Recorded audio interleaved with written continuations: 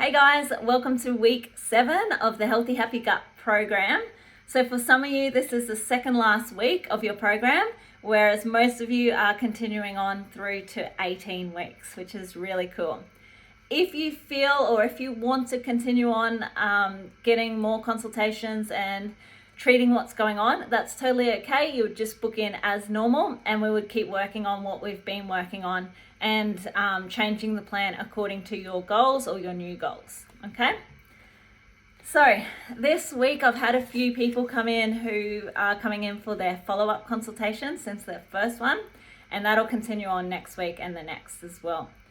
So it was really cool because I went through the clients' symptoms that they'd listed when they first come in, so 6 weeks ago, and then we went through and marked whether they had improved, gotten worse, or stayed the same. And it was really cool to see that most of them had improved or completely disappeared, and there was just still a few little things that obviously we need to keep working on that had stayed the same as well, but no worsening. So that was really cool to see such a huge difference in a matter of 6 weeks. So just imagine where you could be then if you continued on and stayed consistent for just another 6 weeks. Okay, really cool. So good work, guys. Goals are being met. This week, what we're chatting about is actually poo. So I don't know whether you are very keen on hearing about it or not, but your bowel movements will tell me a lot about what's going on in your gut, okay? So if you have a look at the Bristol stool chart here, so you can see there is 7 different types, and ideally we want to be aiming for a number 4 on the Bristol stool chart. So you can see it's nice and smooth and sausage-like in shape. That should be easy to pass, take minimal pain, take minimal time, and have no pain involved, okay? So if you're doing anything other than that, 2 to 3 times a day, then something's going on in your gut, okay? So let's have a look at, firstly, all the things that can contribute to constipation, and then all the things that contribute to diarrhea or loose bowel movements. So what can cause constipation? Emotional health is huge. Where there is stress and trauma, where there are things that we have difficulty letting go of, where we're stuck in certain situations, these things are often associated with trauma and also depression as well. So our mental health and what we've been through in life and our personality traits are actually going to play a huge impact as to how our bowels are functioning, which is really, really interesting. So it's always important to address that emotional aspect of our health and not just the physical things, okay? Because we can do all we want to do to make you go to the toilet more regularly, but if that trauma is still there or that depression's still there, and you are still feeling stuck, then so is your bowel movements going to feel that way too, okay? And it kind of works both ways. All right, it can also be habitual. So even starting from school, some of us learn behaviors where we tend to hold it in and we only go at home or only go at certain times of the day. So it's really important to then pass on to your kids so they're not facing the same situations later on in life, that you let them know it's okay to do a bowel movement wherever you are and whenever you need to.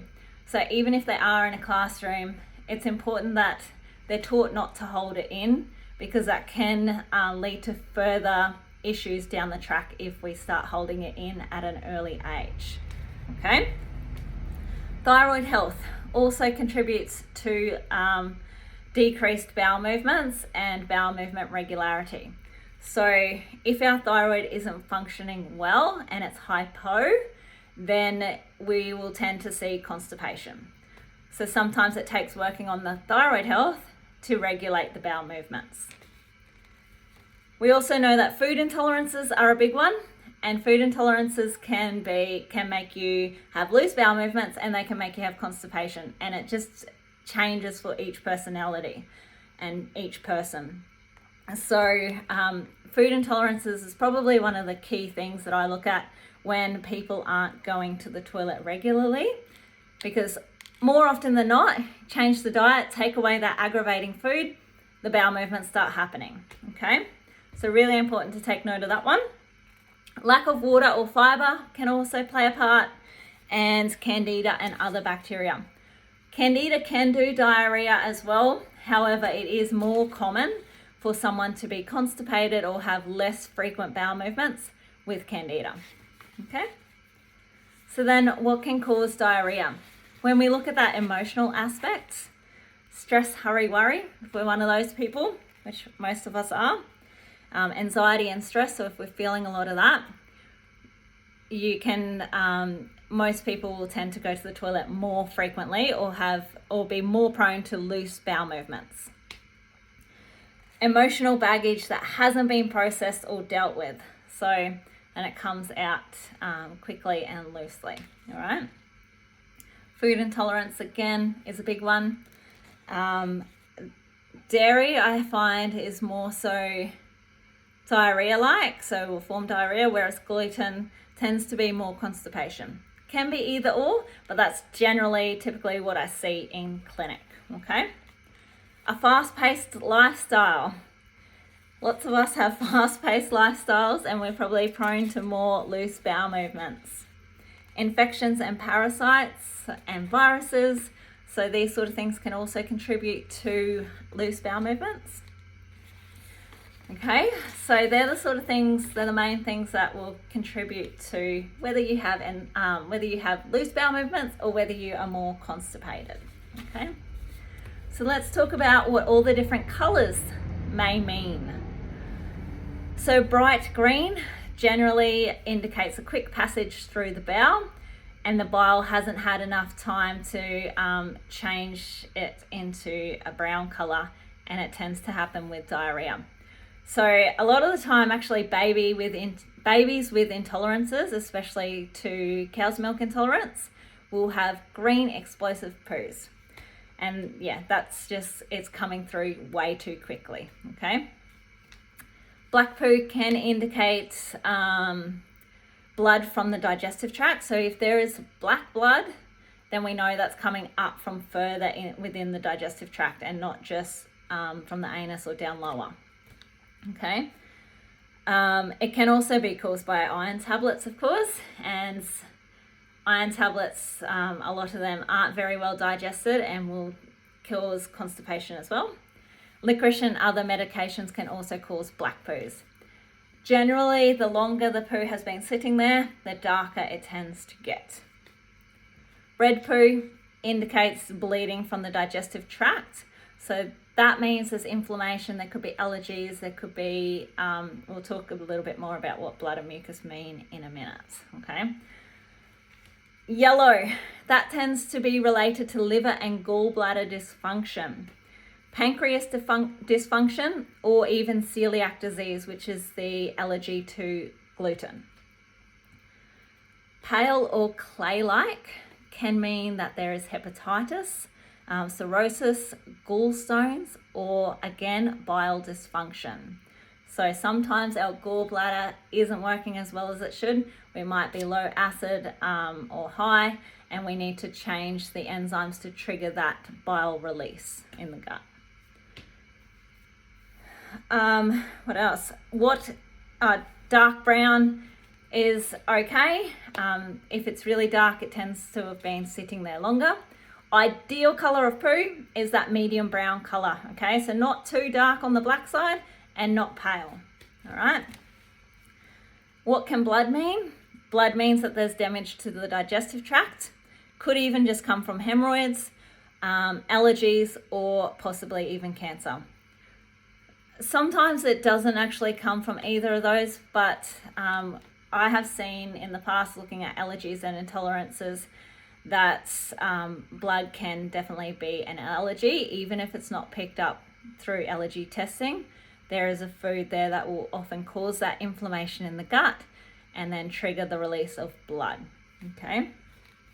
However, it can be more risky, so always mention blood to the doctor if you do notice blood in your bowel movements. Okay.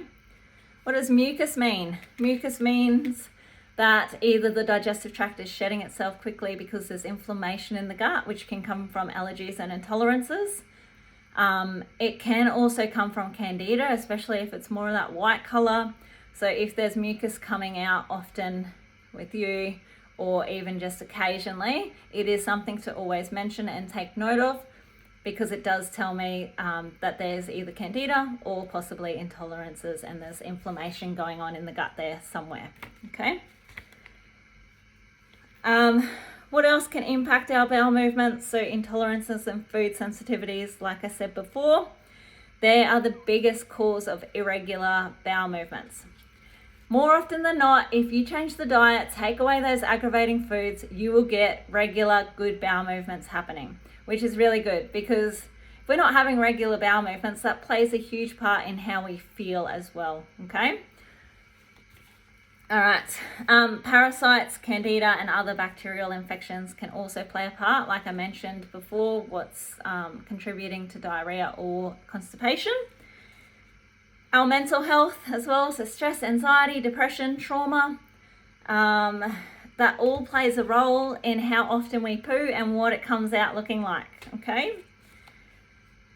Our liver and bile function also plays a big part. So sometimes we might need some enzymes, or we might need some zinc, or we might need some something to trigger that release of bile to help digest the food and break it down properly and well, so that it's coming through the digestive tract more easily. Okay. Should it be really smelly? The answer is no, it shouldn't be overly smelly. If it is quite offensive, then there is fermentation going on in the gut. That usually comes back to having bad bacterial overgrowth in the gut, okay? Or having candida or other infections. So obviously a poo is not going to smell pretty, but it shouldn't be really offensive, like someone needs to walk straight out once they've walked in after you, okay? So if it is like that, and even if your farts are like that, something's going on in the gut, there's fermentation going on, and we need to address that gut dysbiosis, okay? So I think that is actually all I have to tell you about poo, but it's actually really interesting just how much you can understand about someone's digestive system just by looking at their poo, or not looking at it, but talking about it, okay? So yeah, if you have any questions at all about bowel movements, more gut health questions, just let me know. Always happy to help and talk about it, because this is definitely what I love to talk about. So yeah, ask away all you want. Okay guys, have a great week, and hope you enjoyed that little chat and learned something new. Bye.